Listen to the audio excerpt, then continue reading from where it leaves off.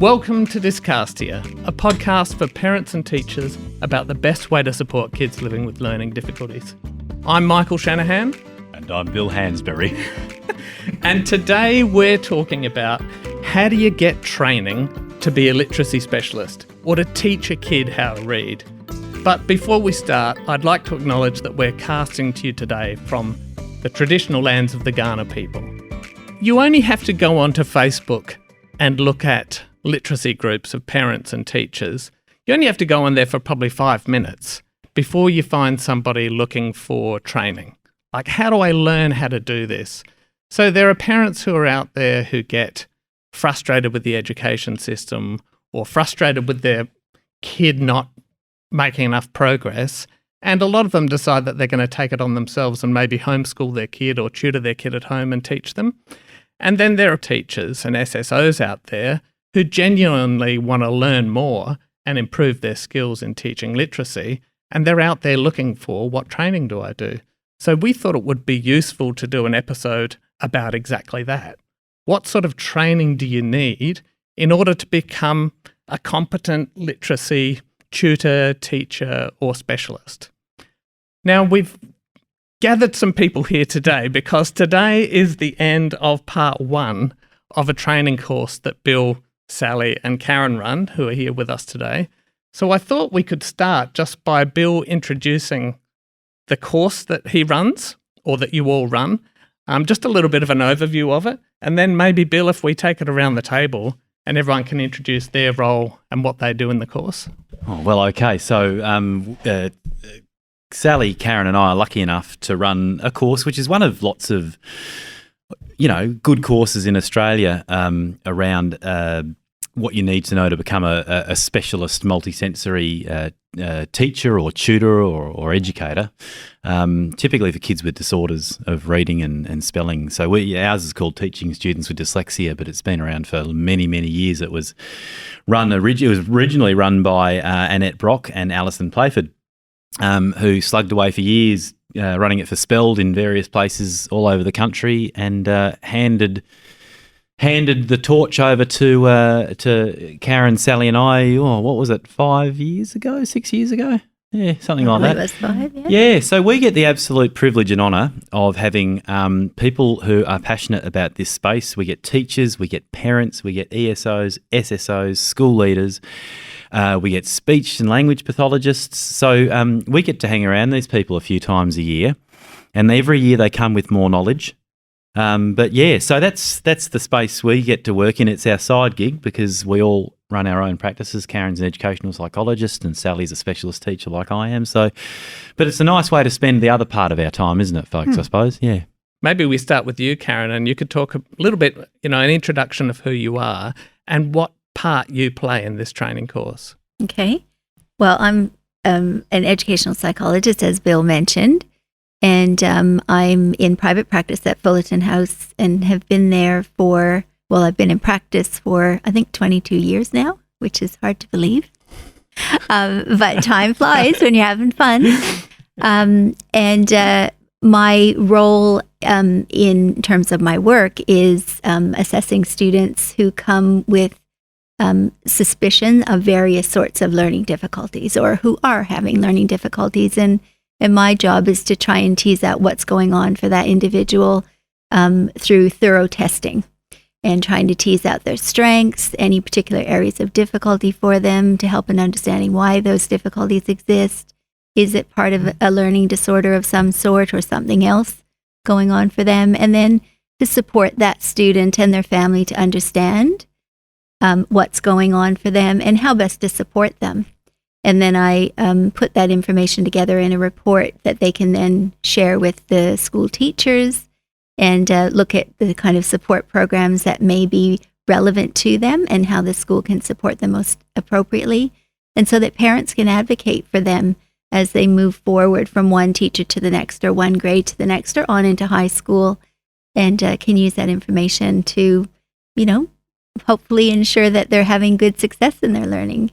Brilliant. So you meet them really right at the start. It is, it really is the start. Identification, diagnosis, and kind of try and give them enough information to set them on the right path. Exactly. That's the way that I view it. Is the start of a journey, really, for them, and hopefully giving them that good straightforward path to follow and an understanding, and essentially, I guess I'm bringing that knowledge base to the program, teaching students with dyslexia, and my role in the program is really, I guess, coming and sharing insights theoretically into dyslexia and what it is, and the underlying core problems that are there that affect the development of reading and spelling skills, and leading that into the key remedial elements and why those are appropriate and important to address the dyslexic difficulties and support that student in moving forward. And I talk about how an assessment for dyslexia is undertaken, and as we go through the program into TSD2, etc., understanding the assessment report and the terminology, which often can be confusing for parents. So trying to break it down to make those documents really user-friendly and working documents, something that can then be taken by a school and put into practice easily, hopefully. Yeah. Okay, brilliant. So that sounds like a big important part of particularly the early training. If someone's going to be a specialist or learn how to teach someone to read, you really need to understand what's causing the issues and, a direct path to how to remediate it. Yes. And I guess, too, to understand differences from other sorts of learning difficulties and why the key remedial principles are really geared to the specific weaknesses of someone with dyslexia, so that intervention can be really targeted to what they need rather than more of a generalist approach, which, many schools do take when it comes to reading and spelling support. Often that the support is a little bit broader, perhaps, than the very specific supports that students with dyslexia need. Oh, brilliant. Okay, so thank you. You're welcome. Sally, what's your role in the training? And, a little bit about yourself and what you do as part of the training course. Sure. I've been around teaching children with dyslexia for over 20 years now. And I really came into that because when I came to Australia, I had a break from teaching. Came back to it as a junior primary teacher, and I thought, well, I love teaching reading, and we did have dyslexia in the family. I thought, I'm just going to carry on and just teach reading. And I thought I knew a lot about reading because I came through college at a time where reading was taught quite well in college. However, I quickly found out that it wasn't sufficient for children with dyslexia. I had some good knowledge, but it wasn't sufficient. So I went off and did the course with Alison Playford at that time. And then my hunger was more. So I did some training through the UK after moving here. I spent all that money to go back and go to summer school there and so on. And then gradually built a practice over here doing that. And so one thing leads to another. And over time, Alison and Annette were saying, look, it's time for us to sign off. So they handed it over to Bill and myself and to Karen. And so now, I spend the time with Bill co-presenting, but a lot of my time's in private practice with students from real littlies right up. At the moment, I've got an adult as well. Oh. So it sounds like you've done a huge amount of training. Yes. Like that sounds like a lot of training. It's not something that you can do like a 3-hour course. No. And I feel manifestly inadequate in her presence. The interesting thing was, when I lived in the UK, I lived very close to what was called the Dyslexia Institute then. And my sisters, I was going through a bit of a downtime in my teaching career because they suddenly switched over to whole language and so on, and it just wasn't cutting it for me and my students who were second language kids, and I was a bit disheartened. My sister said, "Oh, you should do this training." I thought, no, I'm not going to do that. So of course I come over here, and some years later end up spending twice as much and going back and doing that over there. And it's just once you start on this journey and you see what the children need, that you just want to increase your knowledge and then your skills. To be able to deal with the children, because what I had was pretty good, and I still use some of that practice now, but it wasn't sufficient for working with children with dyslexia. So, I needed to upskill myself, and that went on to further training and then further development of things with Bill and so on. So, I guess if you give up wanting to learn more, it's about time you hang up your teaching shoes. And so, what's your role in the course? So, in the course, Bill and I probably shared a load of the presentation of the lectures, and I think Bill is fantastic at holding all that research in his head. I'm not so good at holding all the research in my head, but I think I come in, more on the practical side of things. So we sort of have strengths and weaknesses between us, I would say. I would have said you and Karen hold the show together, and I just kind of ride on your coattails. Oh no, I don't think so. And so, Louise, welcome. Could you introduce yourself and what role you have in this course? So my name is Louise Hanrahan, and my role is advocate. So I come along as a massive advocate for the bridge between the theory and the practice, and how participants who graduate from this course can use that. And the way I found myself into this space, I was listening to you, Sally, and I have so many parallels with your story and how I arrived here, is that it was a family joke, dyslexia, and I don't know, I didn't even get the joke, to be honest, because I really didn't even know what dyslexia was until my children started going to school. So my eldest, there's only 12 months between them. So Mac blitzed through reception year 1, no dramas, off he went. It wasn't till he had to write in year 2 that turned into something I needed to know about. And at the same time, Violet was in reception, and I remember coming home and I had a simple activity. It was an Onset and Rhyme activity, and we just had to put the coloured Onset and Rhymes into the right basket, and it was meant to be fun. Okay, so what is an Onset and Rhyme? So it's just chunks of sound, so where the last section of the word rhymes, so bun, fun, run. So we were just doing a placement of that. So we had all the un words in one basket and all the it words in one basket. And that turned into a hysterical meltdown, that game, that family fun time. And I it wasn't right. And I thought, this should be easy. This should be actually just fun. And then I also have that dual thing of the shame of being a teacher and a junior primary teacher for about 15 years at that point. And I was like, I did not know what was going on, what the problem, why, because she couldn't segment these words into their Onset and Rhyme. The discovery of the phonological core deficit. Yes. I didn't know that's what it was called though, Bill. I didn't have the knowledge base to address what was happening. It was a flag. And amazing school teacher who she's active and engaged and it will come. And I'm like, And then year 1, it still wasn't arriving. And she was becoming a brat, really quite rude to people and developing self-coping strategies that were not compliant in a school setting. Not compatible. No.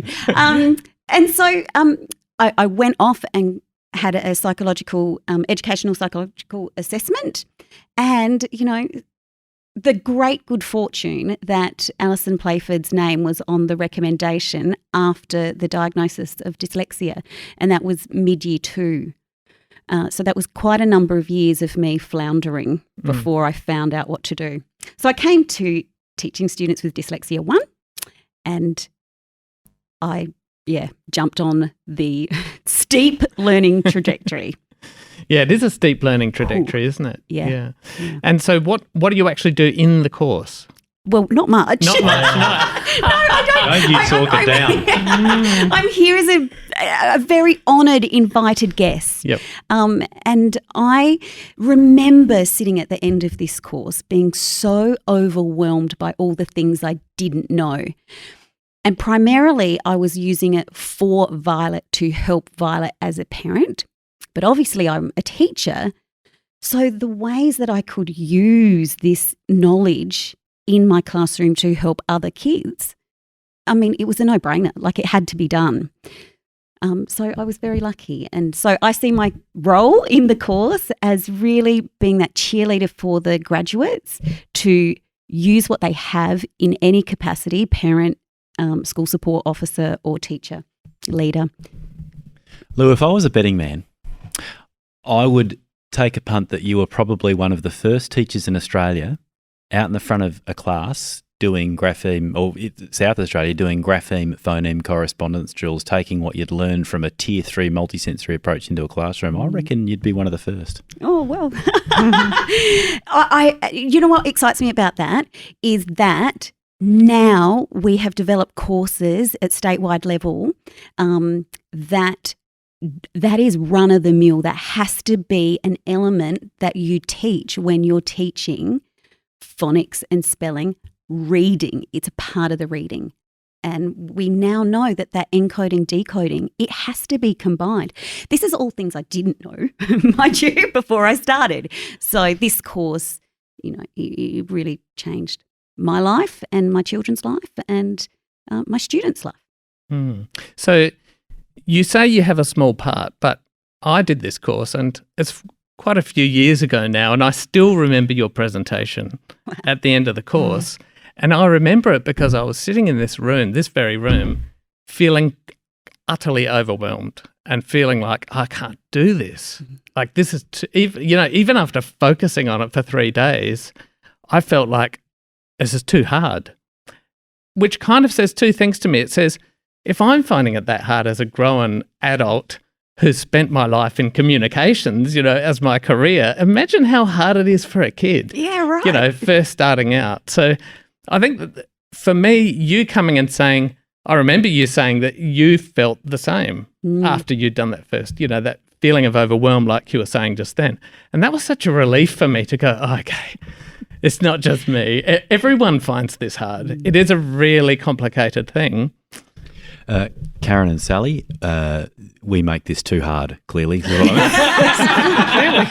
People expectations. feel like sticking pins in their eyeballs at the end of level 1 by the sounds. No. I have to say, though, I think, things have moved on a little bit since you did the course. Right. We're finding now that lots of people coming with some knowledge. When I first did it, I didn't have the knowledge, and I'm sure Bill didn't have the knowledge. But we're finding now people are coming, and there's been a lot happening in the last few years, thanks to people like Lou. So it's not quite as such a dark forest as it used to be. Yeah. And having, been a practitioner now for a while, I understand now why I was overwhelmed, because it is so complicated. And I think, how much training do you think you need, Bill? What's the minimum? What a good question. Depends how smart you are and how you how well you remember stuff. No, look, lots. Crikey, because I was one of those people that sat in TSD, and I remember feeling my eyeballs suck back in my head when the patterning, dividing, and coding of words was being taught. Because there are some bits of this that are hard. But like everyone else here, gutsed it out, came back for level 2. I was so blessed to have my mentor, Alison Playford, and also Sally, to be able to go. And I did a lot of watching Alison teach and Sally as well. So I got to whip over to Alison's and just watch it happen, which is really important. But look, crikey, what do they say? They talk about 10,000 hours before you... Well, expert. I'm certainly not expert. There's no way. There are people that have forgotten more about this stuff than I know now. But it's heavy, it's intensive, and you never stop. And then you learn to teach one of these concepts, ideas one way, and then you watch someone else do it another way, and you go, oh, right, okay, I reckon that might work better, or that might work better for certain kids. It's hours and hours and hours, because this is the result of a complex orthography, Michael, isn't it? And then on top of that, you got two levels of knowledge. You've got this English orthography, which is difficult, and then you've got to understand specific learning difficulties and the academic therapy part of it, and how you, knowing it's one thing, but unbreaking hearts while you teach it's the other. I guess so. Hours and hours and hours. But break it up.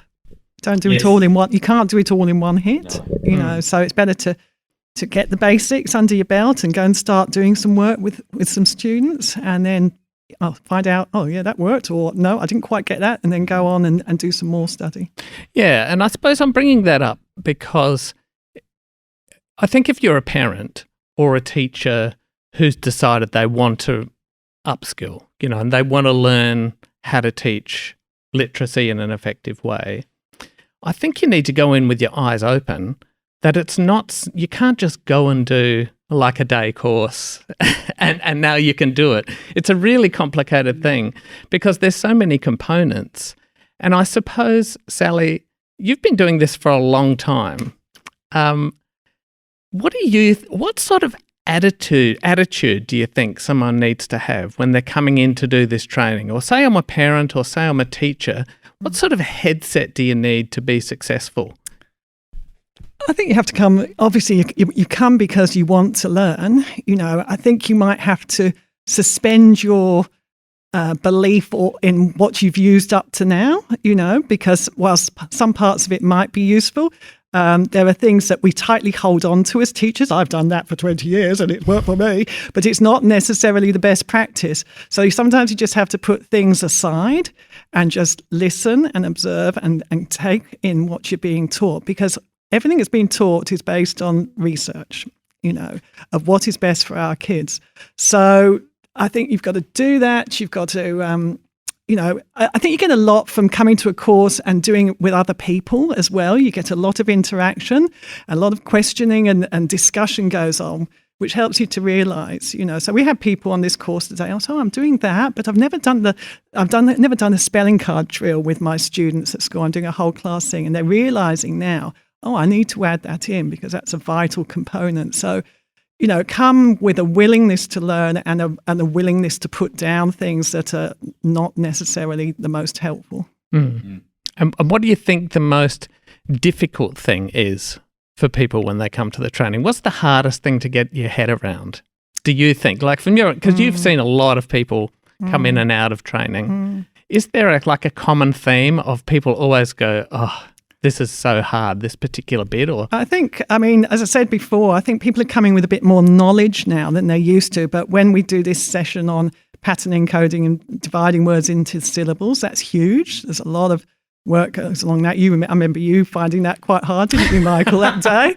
You know, so that's huge, you know, that particular component. I think also the card drills are quite challenging for them, you know. So we did a card drill today and they'd seen it multiple times, but we were still getting some mistakes going on. So, you know, that sort of thing where you think, this looks easy, I've got that, but, you know, you need that repeated return and learn. And I think getting used to the fact that in this training, we emphasise very much a routine lesson. Teachers are infamous for going, I'll just do a bit of this and a bit of that, and I'll jump over here and do a bit of this and a bit of that. So we don't teach like that when we're teaching kids with dyslexia. We teach a very structured lesson, and it's got components in it and a plan to it that we follow for a reason, because it makes the children feel secure. It makes us feel secure too, and it works. That's a really easy question for me to answer. As a teacher, if I was teaching maths, I used the meta language of maths. I used the scientific language to explain what I was doing and how and why I was doing it. When I was teaching reading, I was not using any exact, precise language to explain what was happening. So I found it really overwhelming and challenging just learning what a phoneme was, what a grapheme is, what phonological awareness is, what the layers of that are. That was huge, and something that I directly and immediately took back to not only Violet at home, but the classroom. There's an insight there. I've never thought about it that way. So what was underlying, because I was the same, what was underlying that okayness to kind of do the teaching of language in this holus bolus, non-precise way, when at the same time we're teaching mathematics using a very specific meta language and all that sort of thing? I mean, was that whole language? Well, Yes, but it comes down to the training that you expose yourself to.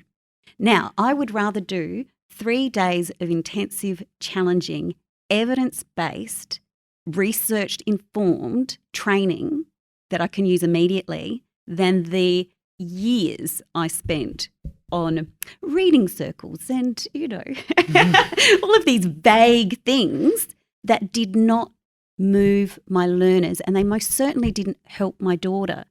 I needed something more, like Sally said, that was precise around what the educational psychologist's report said that my daughter needed. That's what I needed to know about. So that's how I got here. Karen, you're a teacher. You started out as a teacher. Mm-hmm.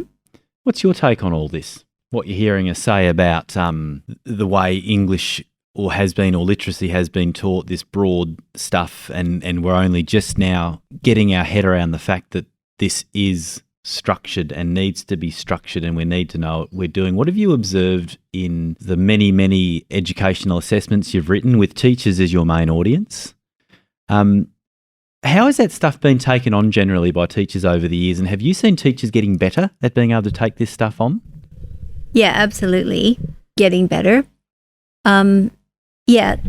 Certainly I think all English-speaking countries for quite a number of years, probably a couple of decades, in fact, were following a whole language approach to teaching literacy. And that was certainly very widespread in Canada. Before I came here, that was the way I was trained as a teacher as well, as with the whole language approach.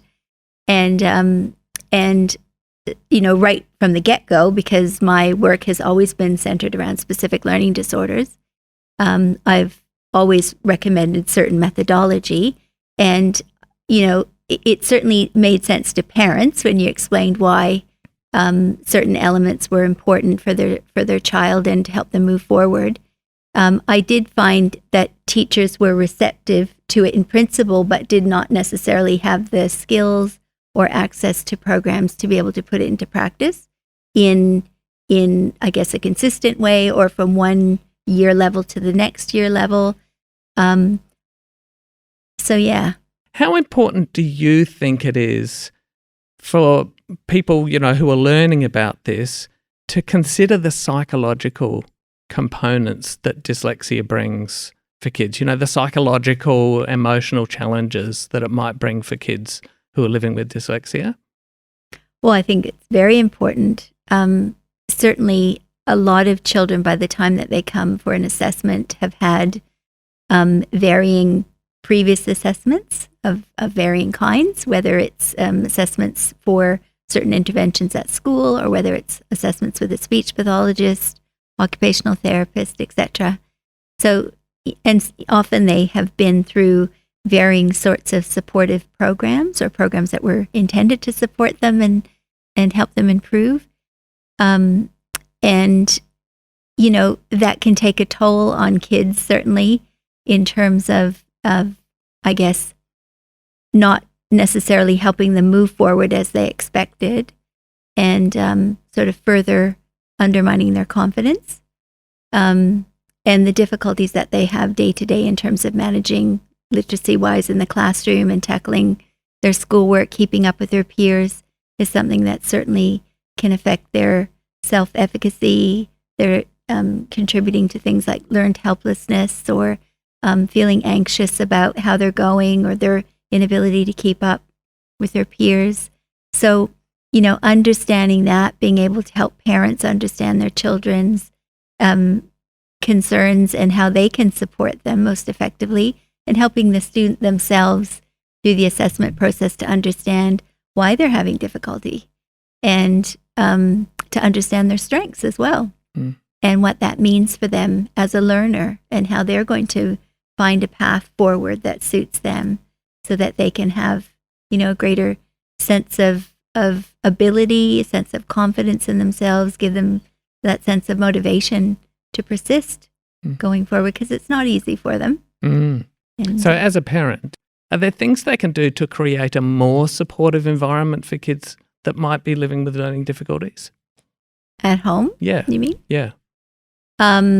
Well, There are certainly, certainly. One thing that I think is really important is ensuring that students have an opportunity at the end of a school day, when they're often mentally exhausted, if not physically exhausted, to chill out and do things that they enjoy, to make sure that they have lots of opportunity to engage in activities where they can have success and, build their strengths in other areas. So it might be through sport or art or jumping around and dancing, all of those things that just allow them to be themselves and to grow and flourish, and kind of put school aside in many respects. I think that's really, really important for students who struggle all day at school, and for parents to celebrate that with them, so to be there to watch them in their sport when they can, and to, really celebrate that and talk about that with them.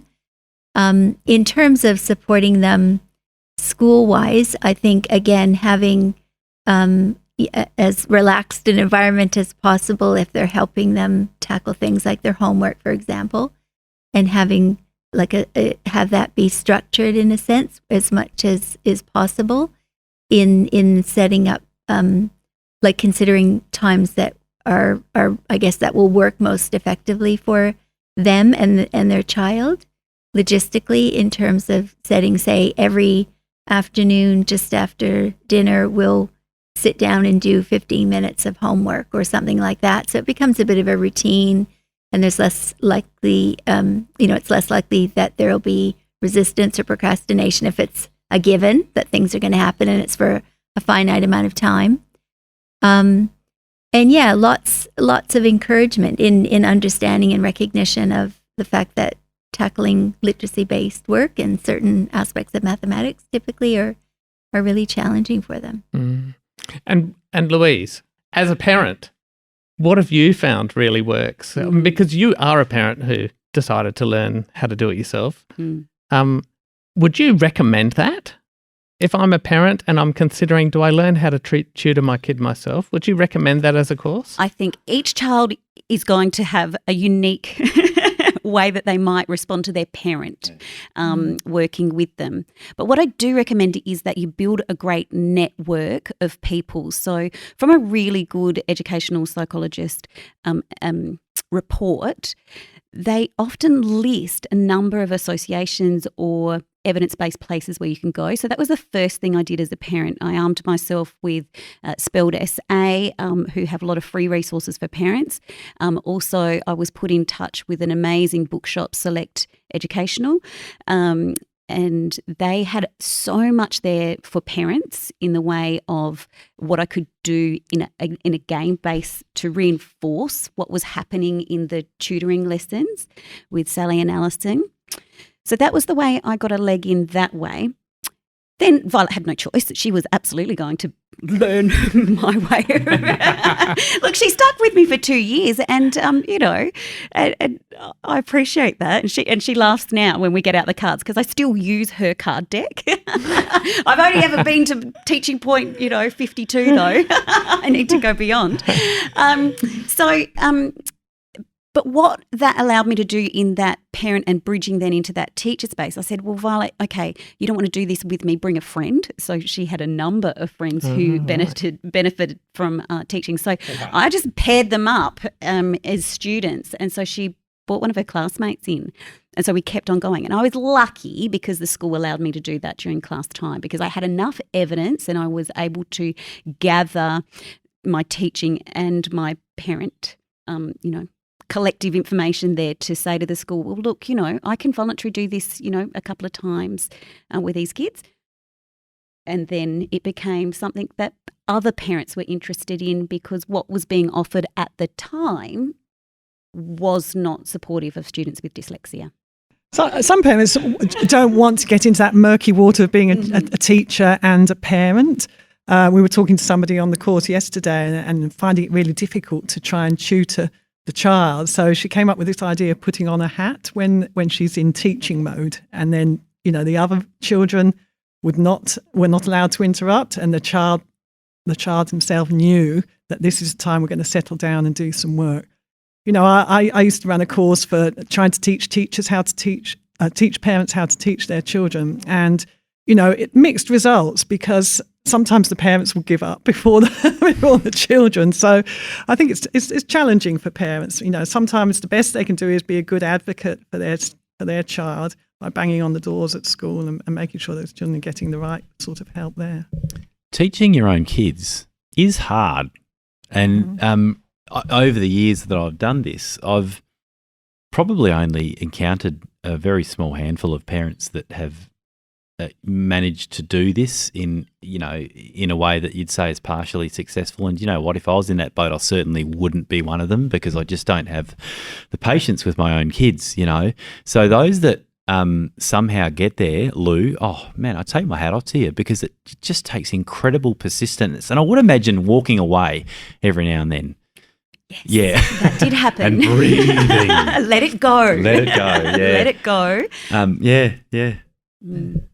It sounds like the general advice is, if you're a parent, to have a good think about whether it's something that you think you could do, with your kid, depending on your relationship, because parent-child relationships are tricky, because there's so much more to it than just the learning component. Even if a parent comes along and gets the why of what is happening in the tutoring, you will absolutely make sure the card deck is done, the reading cards. You will absolutely make sure that practice is being done, because you know the why of how that unfolds later in life. Sure. So I had absolute blessing to watch Alison do the lessons for a year and a half before Violet left her expertise and worked with me. But I knew the components of the lesson then. But I suppose I had my teacher hat on by then, not so much a parent. But definitely coming and doing this course as a parent will give you those things to know where to spend your time and your effort at home. Yeah, that's a great point. So even if you don't end up tutoring your kid, you can give them much better support if you understand what it is that, particularly that if they're it's doing your and first why they're child. doing it. Yeah. And you may possibly have other children coming up. Okay. You'll spot it early. Yeah. So what if I'm a teacher? So here I am at my school and I'm interested now in structured literacy, teaching by evidence. How do I go about choosing a course? So, not everyone lives in South Australia. Not everyone could come and do this course that you run. So, even if I'm in a regional area, for example, how do I get the training that I need? Once again, Australia has got some great associations. So there is Spelled WA and Spelled New South Wales and Spelled South Australia. Spelled WA have a list of recommended programs for parents to do at home. And also they have a similar list of recommended evidence-based, structured, synthetic programs that are recommended for students with dyslexia. So that's a good starting point. Yeah. And there's lots of Facebook pages that parents go on to and they talk amongst themselves about what they found useful. Yeah. But if I'm a teacher... Oh, as a teacher, yes. I'm So sorry, if I'm a we've got teacher... to teacher. I know, we've been talking about parents. Yeah. That bit, I guess, has been a bit... well, it really depends on what's happening in the school you're in. Everyone sitting at this table has seen that parent who has actually, and some of them, sometimes they've been teachers, right, who have started things rocking and rolling in a school. In my experience, it's one person. So this teacher, who often is a parent of a student with dyslexia, they somehow find something. They find this course or that course, or they find Ron Yoshimoto, or they find OG, or they find Lynn Stone, or and they march back into school, and they very bravely say something's off here, and then they start, like Lou said, they start with their own class. And all of us will say, you don't have to change your school to get change going. You just start playing in your own space. And sometimes that's up against a fair bit of resistance, especially if the school's heavily, whole languagely ideological. So there's been many a fight fought over this. But these people like Lou, I'm looking at Lou. I'm just remembering that video I sent to all the principals. Yep. Oh my gosh. Let's go there. This is therapy. Yeah, you do it, Lou. Tell us about it. So I armed myself with this course and I started doing things in my own school, and we were getting great traction. There was actually a lot of student growth, self-esteem.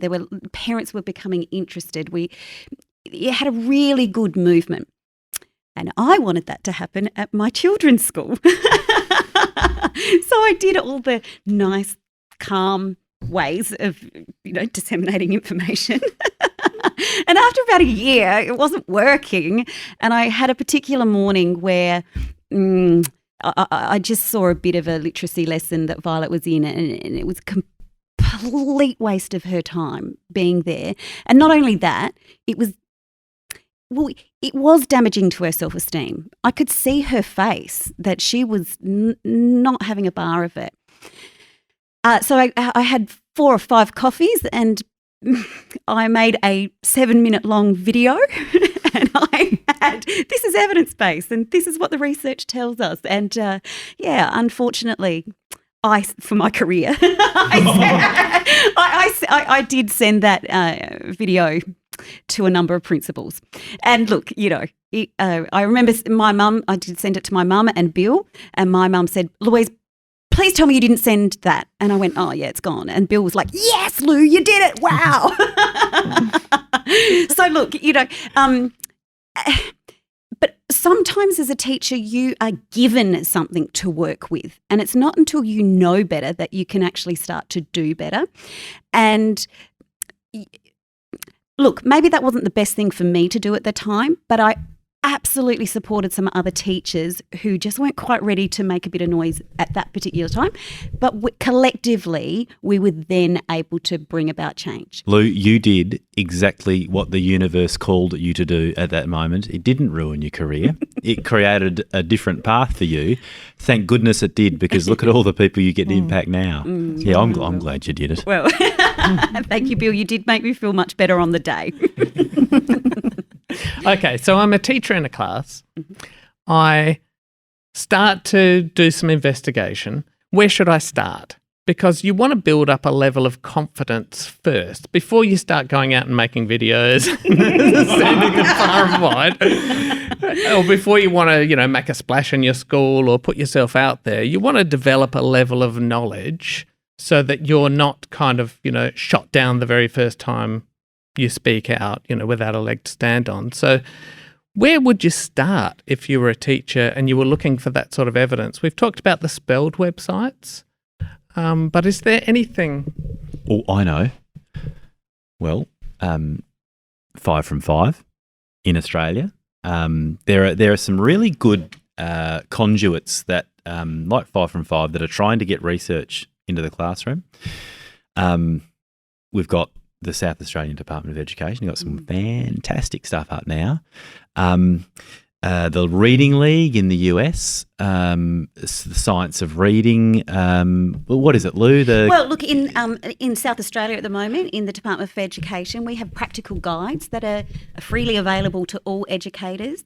And these practical guides are on the Big 6 of reading, and it goes in depth about the components of reading instruction. We include oral language here in South Australia. That's why it's the Big 6 and not the 5. Yeah. The 5. And those practical guides include the simple view of reading as well. So it's bringing in that evidence base. So our teachers are really supported. And do you have to be a South Australian teacher to access that? I believe it's freely available on the department website. So yes, but it's there to be shared. Okay. Sally, what do you think about if you were starting out as a teacher, where would you go? What are your thoughts on that, on how do you start making a change as a teacher? You mentioned before that some people come to the training and one of the most difficult things they find is, changing the way they're teaching. What sort of advice would you have for how to go about I think that mindset? How do you break that barrier? It's very tricky. I think you find a peer and do it together, or go and find somebody to watch who's a step ahead of you. Like we all do it when we're learning something. We copy, don't we? Who's got it going? Go out to there's visits to schools where they're getting this work going. We've had that happening here in South Australia where there's really good practice happening. So if you can get yourself along to that gives you a start. Find a buddy. Find a buddy in your school, because I think doing it on your own is quite hard work. You might be swimming against the tide in your school, but gather 2 or 3 others and you can create a force. Buddy up in a school, or even buddy up online. I suppose you don't have to be in the same school as somebody to make a connection and start learning together. I was talking to Bill's wife actually today and saying, when they're on the journey and saying we want to do it all at once, but you can't do it all at once. What's one thing you can put into practice for this term, to get things moving? And then when you've got that working properly, what's the next thing? It's not a quick fix, unfortunately. So we have to, do that whole thing of the elephant, one bite at a time. Yeah, that's interesting. It's important you say that. This stuff is so darn addictive when you start to bring this into classrooms, and you do pretty quickly, like you said, Lou, see things start to shift in how kids are learning, and we do want to do everything straight away, but we're only human. It is a really big job changing the direction of a whole school. But of course, as soon as we see something work, crikey, we want to be all over it, don't we? And that can be quite alienating to other members of the staff if you're just going, we get rid of this and get rid of this, So you have to be, use a little bit of discretion and discernment as to what you're going to tackle first. And it's so big. And I remember advice you gave me, Bill, because when I was here starting my training and freaking out, it was during a lunch break, and I was thinking, when do I start? Because I hadn't started tutoring, because I didn't feel like I knew enough. I did that first lot of training, but I didn't start. I didn't start until I did the second lot of training, because I just didn't feel confident enough. I didn't feel like I knew it enough, even though I'd been doing a whole lot of work on it. And the advice you gave me was just to start and just be 1 or 2 steps ahead of the kids. You don't have to know everything. That's what I did with my first students. I'd never taught a child over 8, and they gave me this 12 or 13-year-old, and I thought, far out, how am I going to do this? And I don't think I'd even done Alison's training at that point, but, I did about a month afterwards, and I would just go and I'd just be 1 step ahead of him. I'd read, what are we doing next week? I'd read the teaching point notes and then prepare myself, made loads of materials, which later on I then chucked out because I realised there were flaws in them and start again. So that's how you learn, by your mistakes, and just start small and build your confidence and go on from there. And this applies for people in the classroom too, doesn't it? We're all going to make mistakes. We have an old saying. We have a saying: "All mistakes are useful." You're going to stuff things up. I cut my teeth on my first few students, and we all kind of shudder, don't we, when we look back on our early students? But you're right; we were just a teaching point ahead. Classroom teachers, you're all building, or you're flying this plane and building it at the same time, because you got 2 things going on. You're building your own knowledge base, and you're at the same time working out how to teach this stuff. So you're dealing with your own knowledge and the pedagogy, and it is huge. So I think a bit of self-forgiveness is probably something worth thinking about as well. You certainly have to, because I find certainly I do make mistakes. But the other thing I think about it is, and this was a realisation the more I started to do, was that you don't have to get it all into one session. This is where, I was personally very overwhelmed, but just seeing that tiny little incremental steps that you take. So working with kids with learning difficulties, I find by definition, if I try to go too fast, and this was the mistake I made early on, I tried to do too much because I was so excited and enthusiastic about it. And, you try and pass all your knowledge on, but you soon find that you've gone way too fast and you've got to... Right, the skill have A, T, P, N, S, A, D, open syllables and closed syllables by the end of this lesson, Michael. This will be great. Yeah, exactly. And so, instead I found once I started that I actually had plenty of time, because I was actually just taking that first teaching point and often it wasn't just one teaching point and one lesson. It was one teaching point might take 2 or 3 lessons of practice and practice and practice and, looking at it from different angles before it really sunk in, because it is complicated. It is. And, this is one of the things I found the hardest, coming from being a classroom teacher, learning to go at a student's pace instead of at what the curriculum says the pace should be. So I would typically overplan and then try to push kids to get every bloomin' thing I had planned for them. And of course, when we start pushing these kids, they just mentally fold up and shut down. So that was the hardest bit. And I remember going, so I've been in this culture as a classroom teacher for years when it's actually not about kids' pace. It's about curriculum pace. And that was the hardest thing for me. Now, that doesn't help any classroom teachers, but any of you who are, considering working privately or even in intervention, seriously, even in school-based intervention, do you know what? You'll have one idea about what a kid should know at the end of a session, and then that kid will rock up and they're having a bad hair day. And it happens with specific learning difficulties. It's just not firing for them, and you'll be putting something back in the folder that you planned to get to them, and you didn't.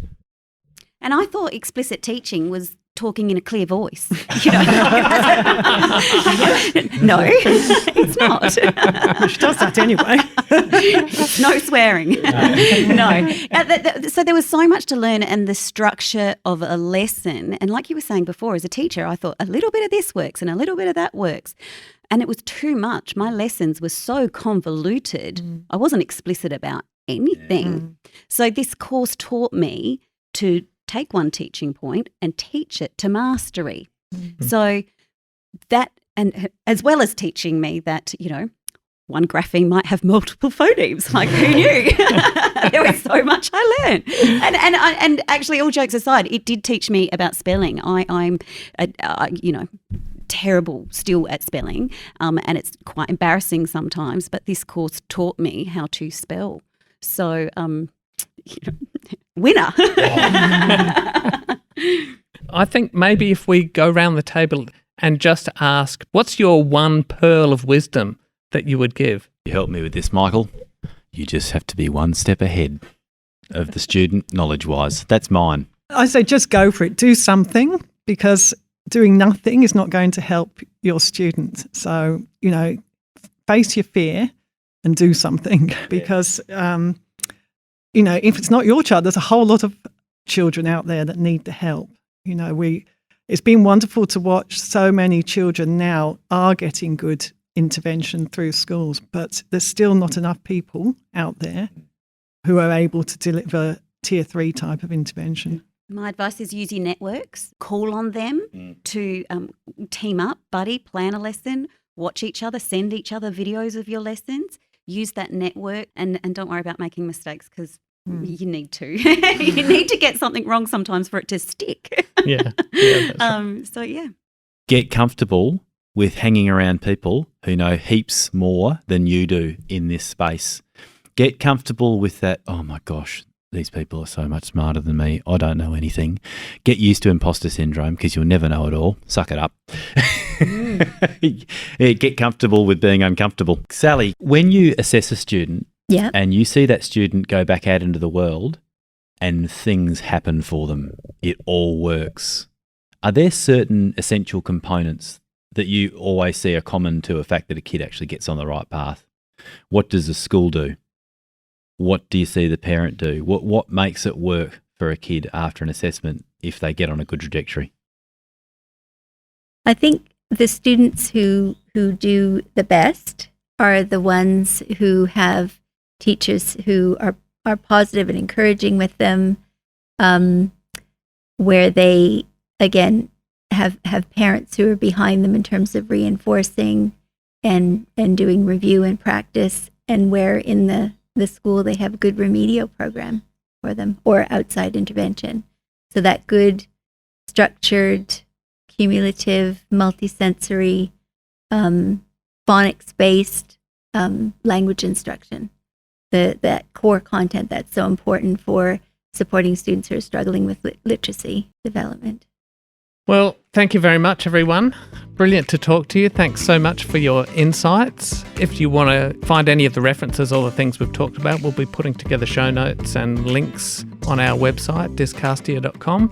And remember, you can share this or subscribe on our website to keep up to date when we release a new episode. Thanks, everyone. Thank you. Thank you. Blessed to be among such esteemed company. Thanks, folks.